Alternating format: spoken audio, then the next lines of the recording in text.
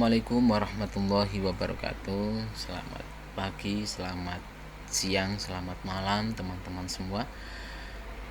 Selamat datang di channel Serba Serbi Kang Abid. Kali ini saya akan berbagi video ujian kinerja saya atau UGIN PPG Prajabatan yang sudah pernah saya lakukan.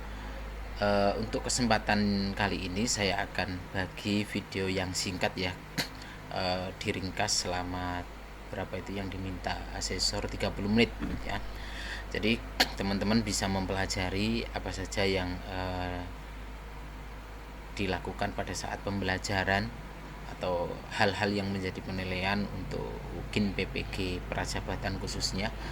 Dan alhamdulillah video ini telah menghantarkan saya lulus dari PPG Prajabatan, tepatnya di Universitas Negeri Yogyakarta.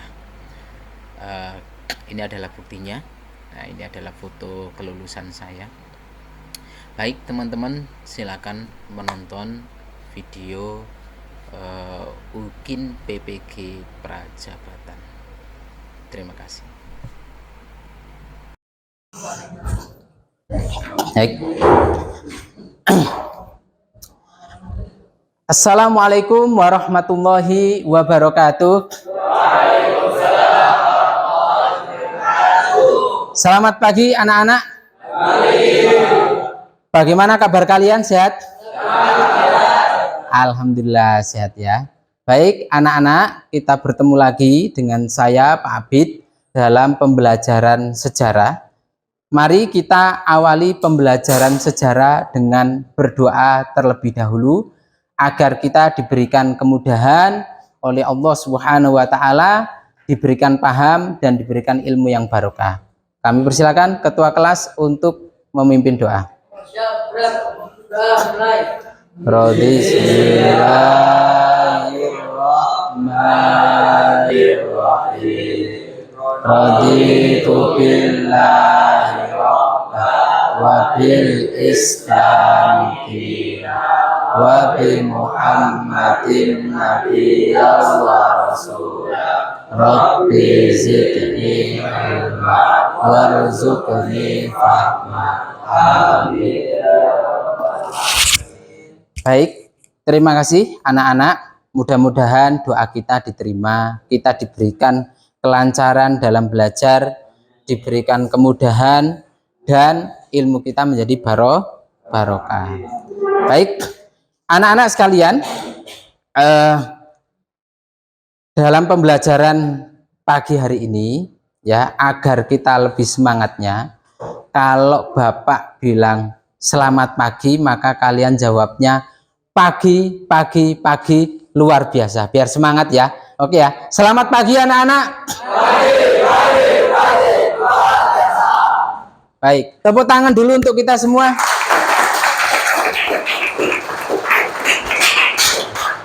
Nah, anak-anak sekalian, silakan kita berdiri terlebih dahulu. Ya.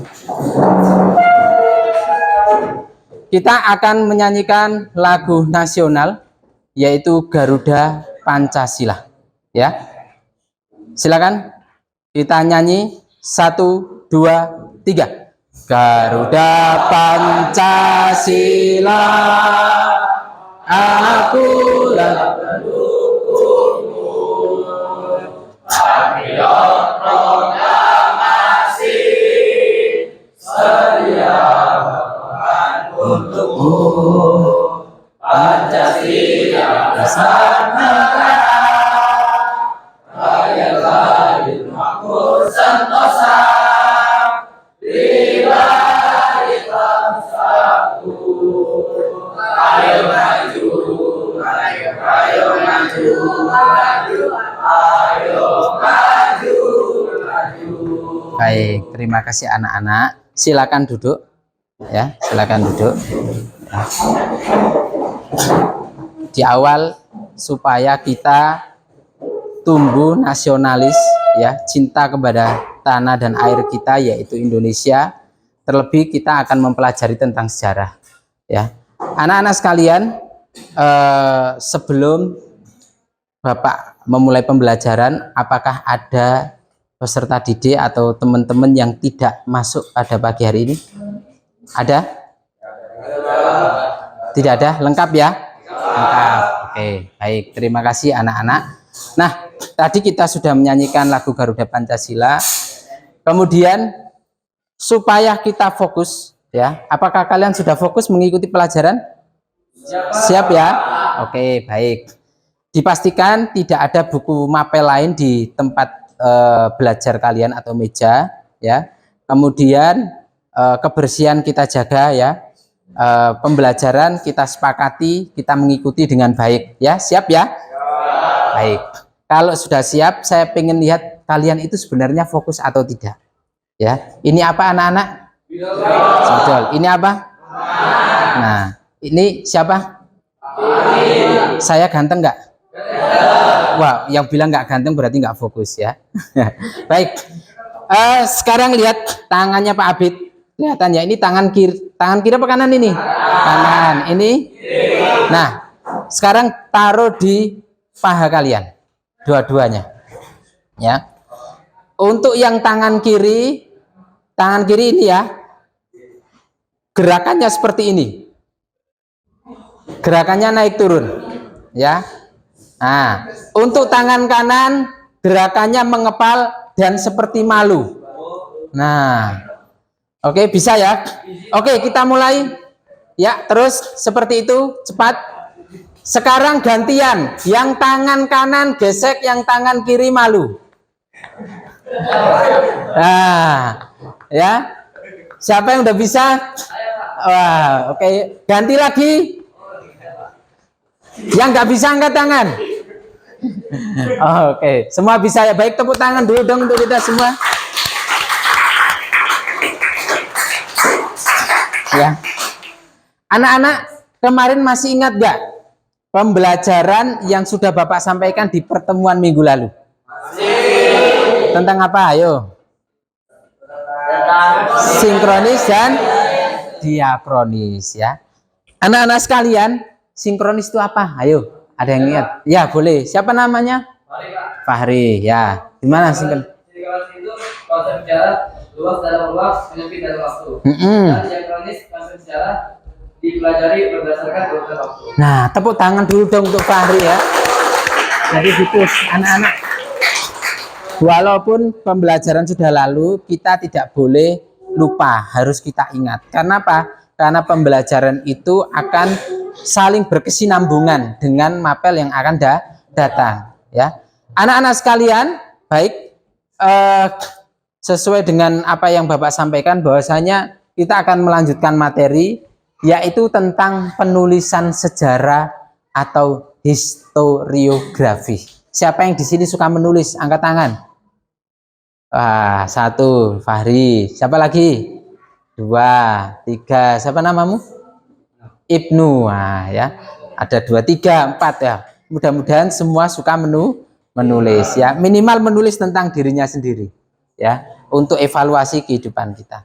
Anak-anak, sebelum kita memulai materi, melanjutkan materi, Bapak akan sampaikan terlebih dahulu capaian pembelajaran kita pada pagi hari ini, yaitu menganalisis ciri-ciri dari historiografi tradisional, kolonial, dan modern. Tetapi untuk pagi hari ini Bapak cukup menyampaikan yang tradisionalnya. Untuk kolonial dan modern Bapak sampaikan di minggu yang akan datang ya. Kemudian nanti anak-anak akan menyajikan hasil kajian ciri-ciri historiografi tradisional ya. Kalian akan membuat sajian dan sesuai dengan capaian pembelajaran, maka perlu Bapak sampaikan bahwasanya model pembelajaran kita pada pagi hari ini adalah discovery learning. Jadi kalian akan membuat sebuah discovery, dan dari discovery itu akan menjadi bahan pengetahuan bagi kalian semua. Bapak sudah siapkan kertasnya dan nanti kita akan bentuk 4 kelompok. Bisa dipahami ya? Nah, baik.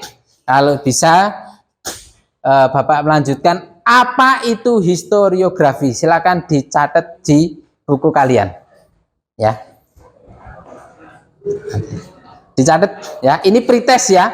silakan dicatat dulu, diisi. Bapak kasih waktu 1 menit. Silakan.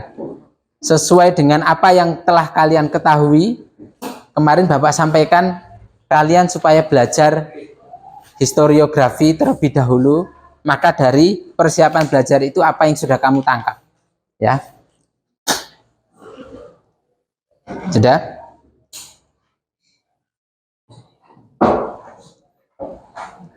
Waktu 1 menit ya. Pretestnya.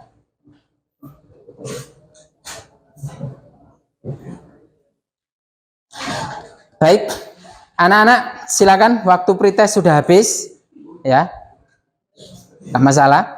Nanti kita lanjutkan lagi, kita lanjutkan ke materi. Nah, kita akan bermain game pesan sambung dulu.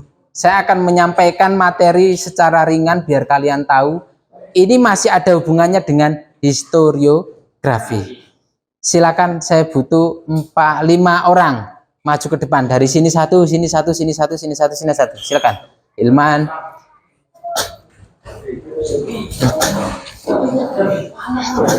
Sini. Ya. Serban. Ya, bajunya dimasukkan dulu dong anak-anak ya. Ayo, bajunya dimasukkan dulu. Ya. Ditata dulu kerapiannya. Ya. Tata dulu kerapiannya. Ya. Tadi Bapak sudah nyampaikan supaya kita rapi ya. Jadi orang rapi itu akan sedep dipandang orang. Banyak orang-orang yang suka gitu. Ayo silakan. Udah ya, dirapikan bajunya sudah. Oke. Game sambungnya tolong kalian diam ya. Yang di bangku diam, tidak memberitahukan apa yang sebenarnya disampaikan. Paham ya? Jangan kasih clue atau kunci. Silakan kamu. Saya akan kasih clue atau sebuah pesan dan kamu akan membisikkan ke telinga teman-temanmu secara bergilir ya. Ini disampaikan ini sampaikan ini, lanjut ke kiri ya. Bisa dipahami? Ini adalah pesannya.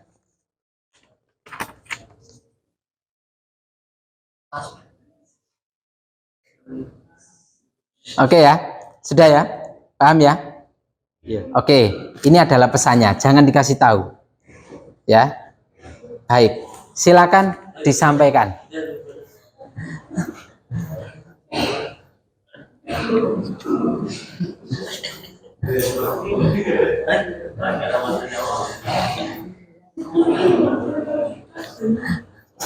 Ayo.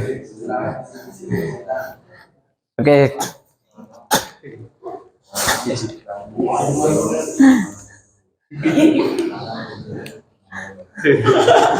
Silakan.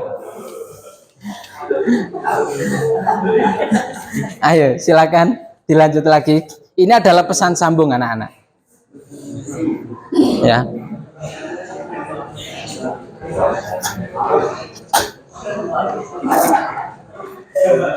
Silakan.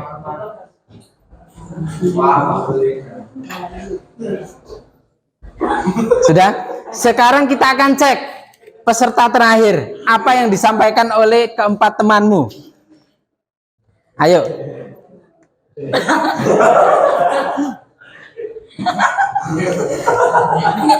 Ayo silakan.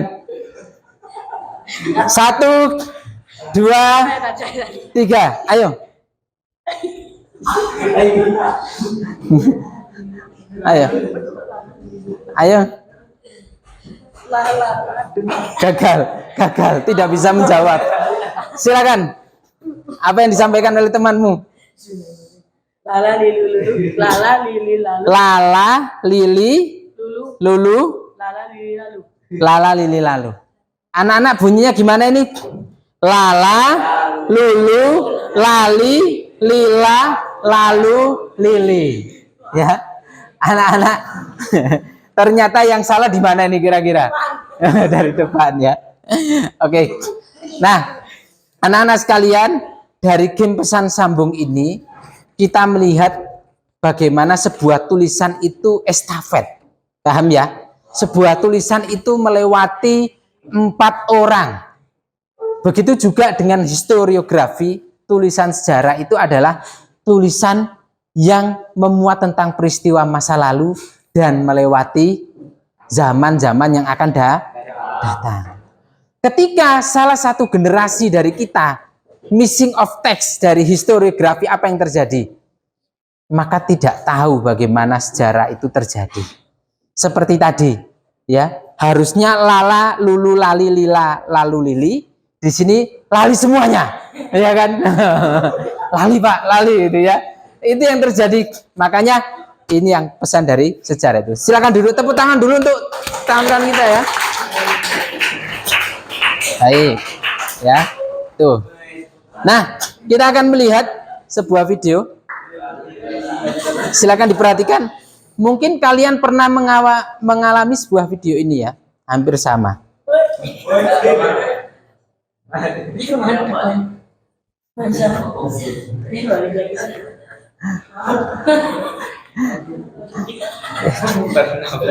Paham nggak ini? Saya putar lagi. Iya, saya putar lagi videonya. Diperhatikan lagi ya. Nah, ketumbar Masako, ketumbar masak.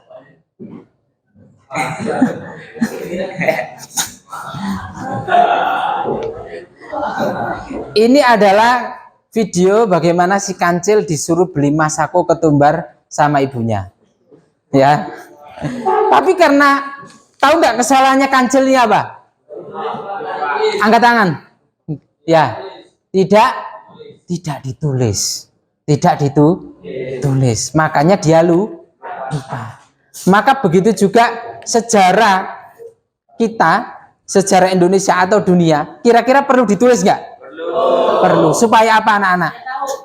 Biar tahu, ya. Karena kalau tidak ditulis kita akan lupa. Nah, begitu juga sejarah, ya.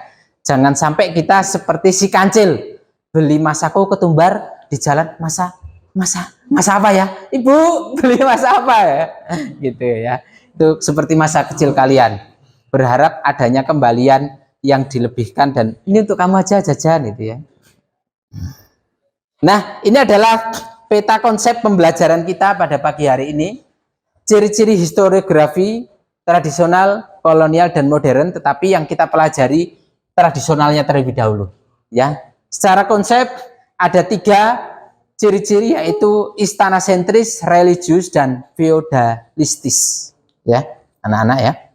Baik, Bapak lanjutkan lagi. Ini adalah pengertian historiografi menurut ahli, ya, Kunto Wijoyo, ya. Seorang sejarawan, beliau mengartikan sejarah adalah rekonstruksi masa lalu. Karena berada di masa lalu, bagaimana kita bisa mengetahui peristiwa atau kejadian yang disebut dengan sejarah? Jawabannya adalah para saksi sejarah menuliskan peristiwa yang dilihat dan dialaminya dalam bentuk tulisan. Makanya tadi Bapak tanya, siapa di sini yang suka menulis? Minimal menulis dirinya sendiri. Ada tulisan dirinya sendiri loh. Apa itu? Tentang apa? Biodata? Enggak, yang kejadian sehari-hari ia lakukan atau yang diary, ya.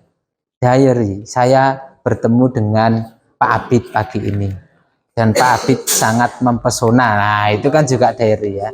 Itu. Kemudian penanaman karakter apa anak-anak dari penulisan sejarah itu?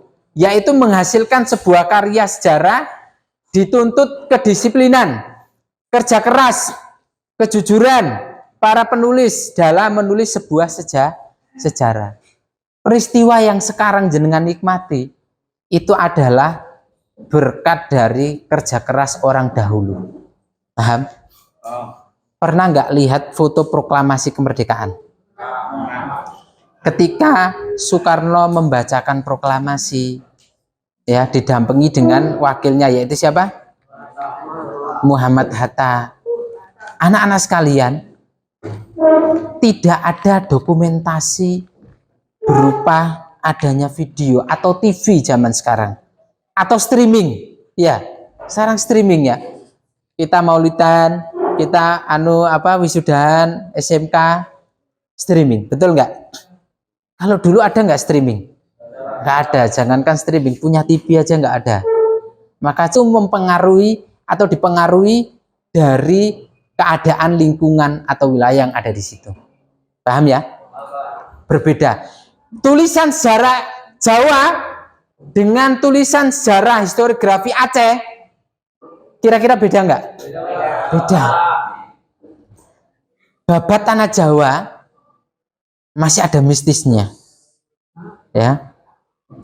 Terutama babat Demak itu juga langsung saya namai anak-anak, ini kelompok 1, kelompok 2, kelompok 3, kelompok 4. Ya. Dan untuk kelompok ini silakan bergabung satu persatu ke bang sini ya. Boleh pakai kursinya saja, pakai kursinya saja.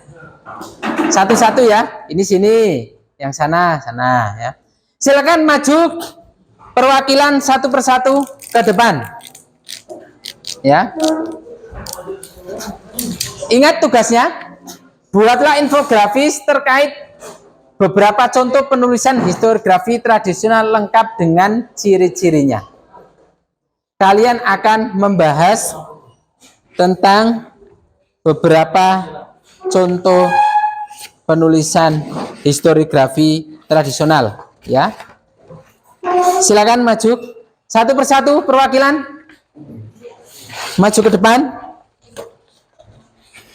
Sudah dari kelompok 1, kelompok 2 tanya. Oke, anak-anak. Ya. Ada 4 artefak penulisan historiografi zaman dulu yang akan mereka bahas, yaitu tentang hikayat Raja Pasai, kemudian hikayat Aceh, kemudian hikayat Demak, kemudian babat Demak dan babat Giyanti. Silakan maju ke depan satu persatu, saya akan bagi secara acak. Kalian akan milih, kamu dulu. Silakan milih yang mana? Yang mana gini. Yang mana? Silakan. Oke, ya. Babat Demak. Babat Demak ya. Ya, Demak. Silakan pilih. Oke. Nah, oke, hikayat Raja Pasai. Hikayat Raja-Raja Pasai. Silakan. Hikayat Raja Aceh berarti kamu ini ya. Babat Giyanti. Silakan kembali ke kelompoknya. Jangan ditukar ya. Silakan. Ya, kalian nanti pojok di pinggir ya.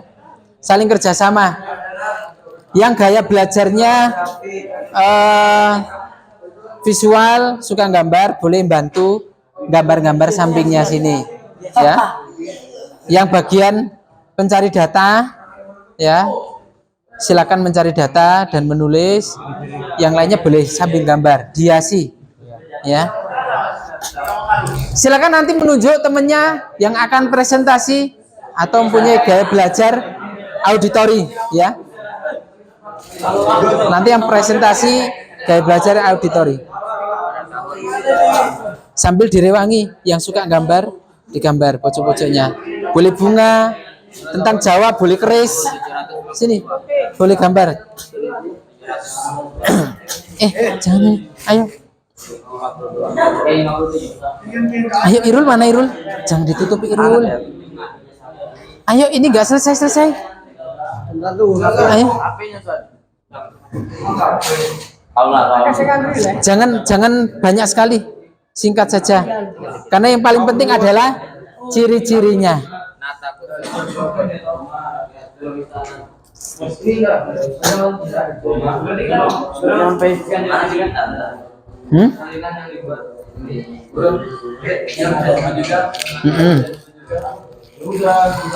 Nah, ini bagus nih tulisannya. Ternyata Sajuan tulisannya bagus ya.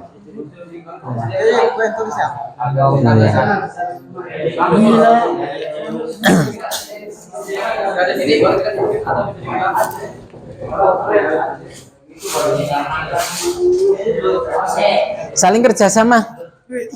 Fasilitas. Ini sudah. Kalau sudah, ya 4 kata. Ciri-cirinya. Ciri-cirinya lihat sini. Kan cuma infografis itu adalah info sekilas tentang babat.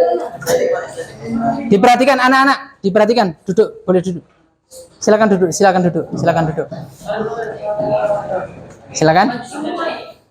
Assalamualaikum warahmatullahi wabarakatuh. Waalaikumsalam warahmatullahi wabarakatuh. Masih lagi kelompok satu yang terdiri dari 6 anggota yang menceritakan tentang kerajaan Babat Demak. Demak merupakan wilayah yang dihadiahkan oleh Brawijaya. Raden Fata mengambil kekuasaan Demak memiliki peran besar. Ia berfungsi sebagai transportasi nelayan dan perdagangan. Ciri-cirinya pertama istana sentris. Nah, ya, termasuk historiografi tradisional dengan ciri-ciri istana sentris. Nah, buktinya adalah dengan menceritakan sejarah Demak yang dimulai dari silsilah Nabi Adam yang mempunyai putra Nabi Sis. Terus Kemudian menjelaskan Brawijaya Majapahit berputra Raden Fata yang bertata di Demak dengan musuhnya kerajaan Majapahit. Nah, anak-anak, itu adalah ciri istana sentris. Bagaimana Raden Fata itu putra dari Raja Brawijaya dari Majapahit dan membuat kerajaan atau menjadi pemimpin kerajaan Demak. Itu istana sentris. Ya. Kemudian ada ciri lagi. Ciri apa tuh? Selanjutnya adalah religius magis. Ya, boleh dijelaskan? Buktinya di akhir cerita Senopati di Mataram bertemu Ratu Nyi Roro Kidul. Nah, Senopati di Mataram bertemu dengan Ratu Nyi Roro Kidul. Mistis ya. Anak-anak, tadi sudah dijelaskan bagaimana Babat Demak. Ada yang bertanya tentang kelompok Babat Demak? Silakan angkat tangan. Nama raja siapa? Nama rajanya Raden Fata. Raden Fata. Istrinya ratunya Istrinya nggak kenal ya. Oke. Boleh tanya ya, silakan. Jawa Tengah. Demak di Jawa Tengah. Ya. Ada yang belum tahu? Kalau kalian ke Semarang, dari Semarang ke arah timur itu Demak. Lewat Pantura itu Demak. Ya. Baik, sudah? Tidak ada? Jelas ya? Silakan. Oh, boleh bertanya. Dekat sama Sunan Kalijaga enggak? Pernah ke sana? Karena tadi di ceritanya itu kerajaan Islam pertama yang ibunya orang Cina masuk Islam gara-gara apa tuh? Dakwahnya. Historiografi tradisional dengan segala keunikannya, ya, dengan segala keunikannya. Nah, kita tadi sudah membahas berapa kerajaan, berapa babat atau hikayat? 4. Yang pertama Giyanti, Babat, Demak, hikayat Aceh, hikayat Pasai. Dan semua itu termasuk historiografi tradisional dengan berbagai ciri-cirinya. Ada yang memuat tentang istana sentris, karena memang semua dari hikayat itu timbulnya dari kerajaan. Pasai kerajaan enggak? Aceh kerajaan enggak? Demak, Surakarta ada. Maka ketika tulisan ini bermula dari istana, sangat tidak mungkin sekali kalau tidak memuat tentang istana. Itu. Cuman ada perbedaan, yaitu tentang babat yang di tanah Jawa dengan hikayat yang ada di Aceh. Bedanya apa tadi? Daerahnya jelas. Dan daerah itu mempengaruhi ciri-ciri dari historiografi. Tadi dijelaskan sama temanmu yang dari Babat Demak. Dia mempunyai ciri khas khusus, yaitu ya, begitu ya anak-anak ya. Nah, sekarang Bapak tanya, siapa yang bisa menyimpulkan pembelajaran kita pada pagi hari ini? Silakan. Yang siap menyimpulkan? Kamu? Ya. Siapa namamu? Ya. Bagaimana kesimpulan pembelajaran kita pada pagi hari ini? Iya. Bagaimana? Historiografi itu adalah deskripsi atau penulisan atau karya sejarah yang sudah ini melalui penelitian sejarah karya sejarah. Iya, betul. Terus setelah itu kita belajar tentang Historiografi sejarah tuh yang tradisional. yang tradisional. Ciri-cirinya? Ciri-cirinya historisentris, religius, magi sama regiosentris. Regiosentris. Terus apa lagi tadi? Feodal. Nah, ya, feodal ya. Feodal. Terus apa lagi? Tadi Bapak sampaikan, kalau zaman dulu tidak ada metodologi yang sempurna. Artinya, ketika penulisan sejarah tidak ada metodologi yang benar, tidak ada cross check sumber, maka terjadi apa? Salah penulis. Nah, inilah yang menjadikan kadang suatu peristiwa sejarah itu menjadi hal yang simpang siur, bahkan sulit untuk diungkap. Kenapa? Karena buktinya itu sulit ditemukan atau tidak kuat. Paham ya? Baik, anak-anak, itu tadi pembelajaran pada pagi hari ini ya. Terima kasih sekali. Terus Bapak menyampaikan minggu depan kita akan belajar tentang lanjutan dari materi ini, yaitu historiografi tradisional dan modern ya. Maka kalian pelajari, kemudian di akhir pembelajaran silakan ditulis lagi, ini adalah post test, apa itu historiografi tradisional ya. Untuk mengerjakan ini boleh nanti sambil dikumpulkan setelah mapel Bapak berakhir, karena ini jamnya sudah mau berakhir ya. Sebelumnya untuk akhir dari pembelajaran kita, setelah kita menyimpulkan bareng, kita membahas tentang hikmahnya bareng, ada yang ditanyakan tentang pembelajaran kita? Boleh? Silakan yang mau bertanya ya. Kira-kira setelah pembelajaran boleh. Feodalisme. Nah, tadi tanya, feodalisme itu apa? Ada yang tahu nggak feodal? Cerita rakyat. Iya, benar, ada hubungannya dengan rakyat. Tetapi di situ ada istilah kaum borjuis dan juga rakyat jelata, di mana kaum borjuis itu bisa disebut sebagai tuan tanah. Tuan tanah. Tanahnya banyak. Berarti dia punya kebun banyak. Nah, kaum feodal ini mereka melakukan feodalisme dengan mempekerjakan rakyat tentunya dengan tidak standar atau upah yang telah ditentukan. Itu adalah feodalisme. Ya. Rakyat dipekerjakan dengan upah yang rendah, itu juga termasuk feodalisme. Tetapi tidak menyangkut dari penderitaan itu. Artinya ketika ada hubungan antara feodalisme, yaitu dari kaum borjuis kepada rakyat jelata, itu termasuk feodalisme. Contoh tadi ada yang membahas tentang budak. Budak itu termasuk feodalisme enggak? Iya. Orang dijual kok malahan ya. Nah, kalau sekarang ada enggak pekerja yang dijual? Irul kerja sama saya jual ke Fahri, bisa enggak? Nah, saya jual Irul 100.000, enggak boleh. Melanggar. 300.000 ya. Tidak boleh. Makanya sistem seperti itu sudah mulai dihapuskan. Kenapa? Karena tadi pri kemanusiaan kurang begitu dilihat, ditinjau.